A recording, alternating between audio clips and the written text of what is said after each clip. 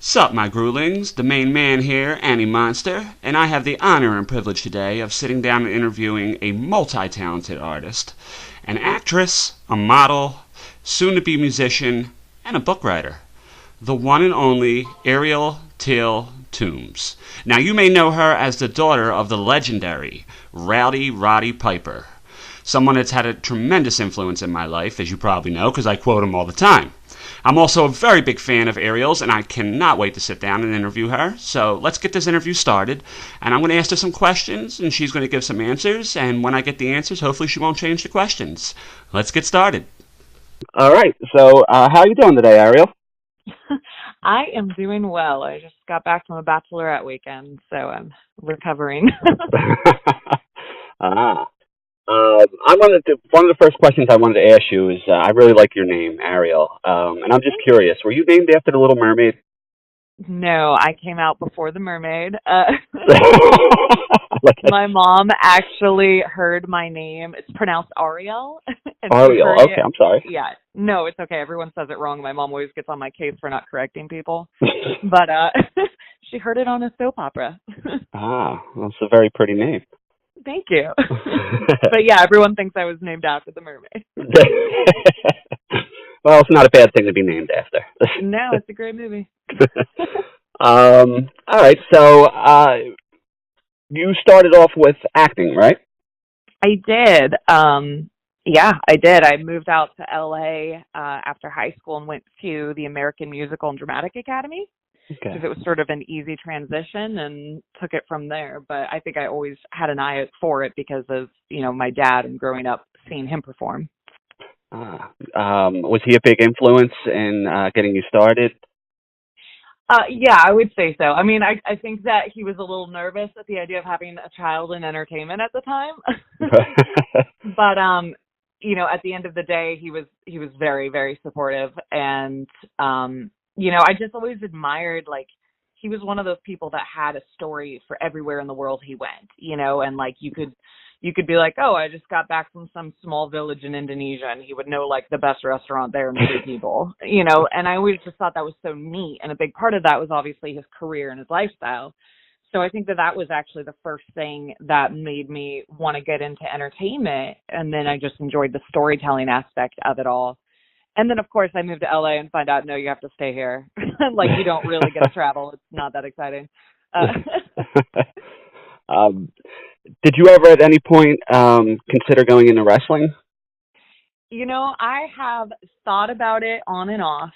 I've always, we all took karate and Wu Dao, Taekwondo, like all that stuff growing up. My dad was very, he thought physical health and, knowing how to protect yourself and that kind of stuff was very important. So I always, had an eye for it and liked it. But, it's a rough industry to get into. And I think for me, I always, like I said, I would enjoy the cutting promos and, the stage aspect of it more than the actual fighting.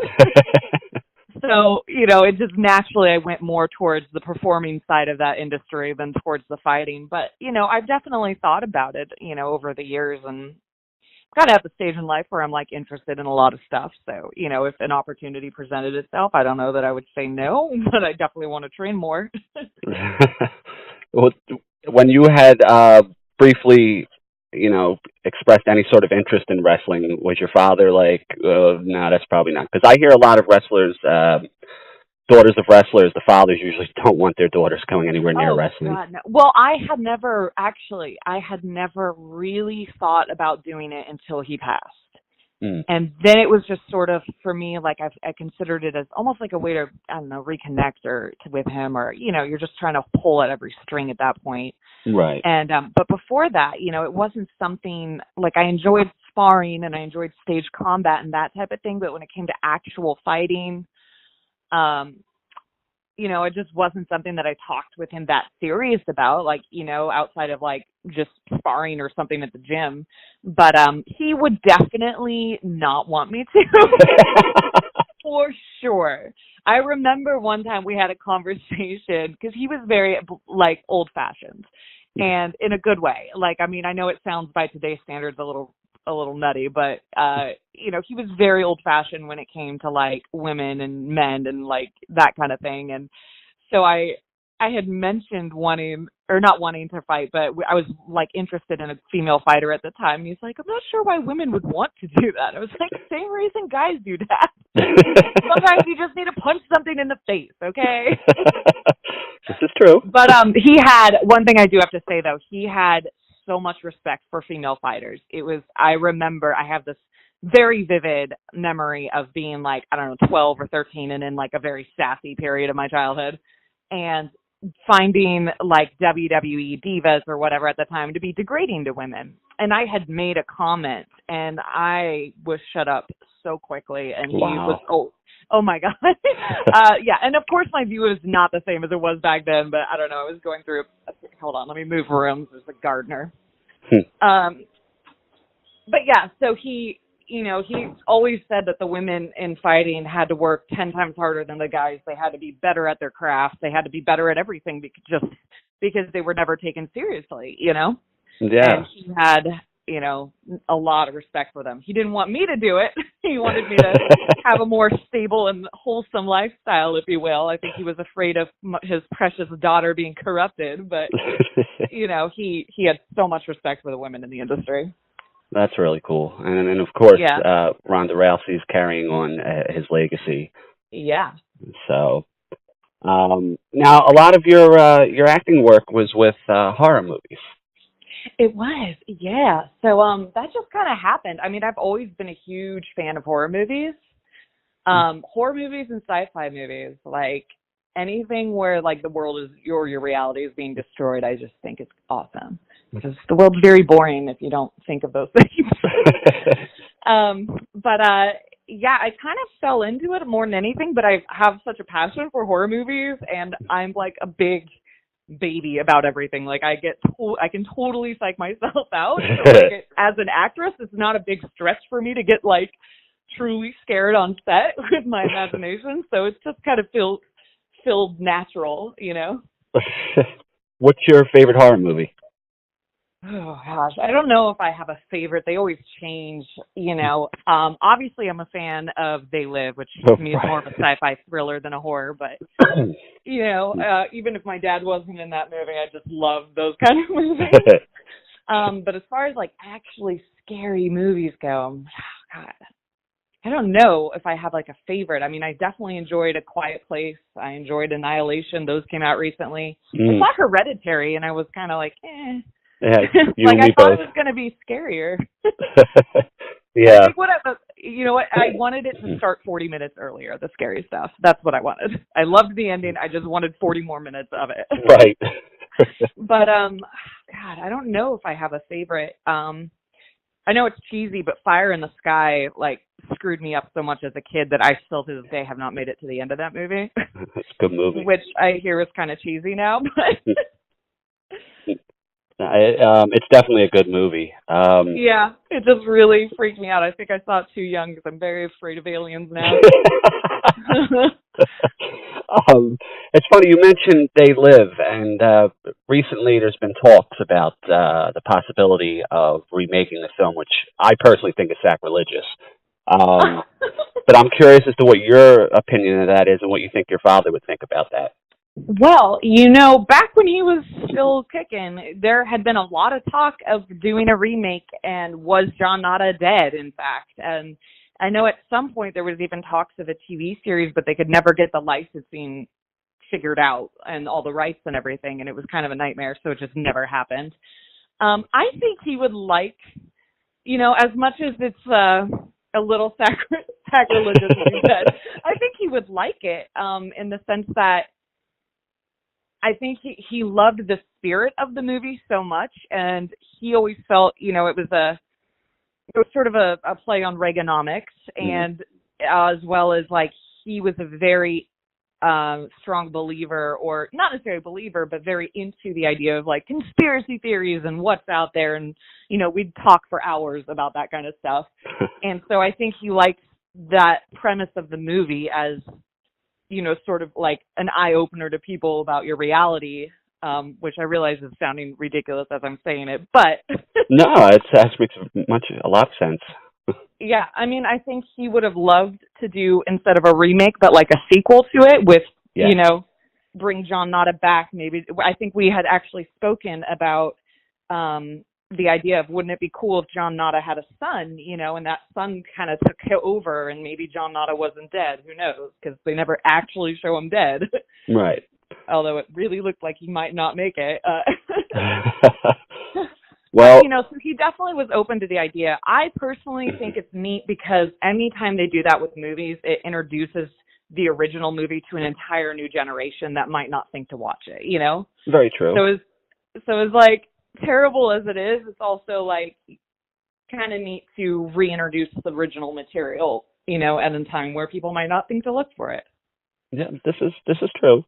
Oh, I'm totally down with the sequel idea, and my personal idea, being that Roddy had a daughter who acts, that you could possibly take over the, oh my God, I think that might be my dream role. I'm not kidding.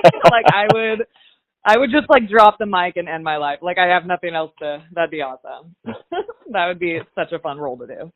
Well, let's have a quick, for anyone that's listening that might want to consider you for that role. Do you think maybe you could quote your father's famous line from that movie? Oh, I actually have a fun story about that after he died. But real quick, I found the notes where he originally came up with that line in like the 70s while he was driving to a ring to fight somebody.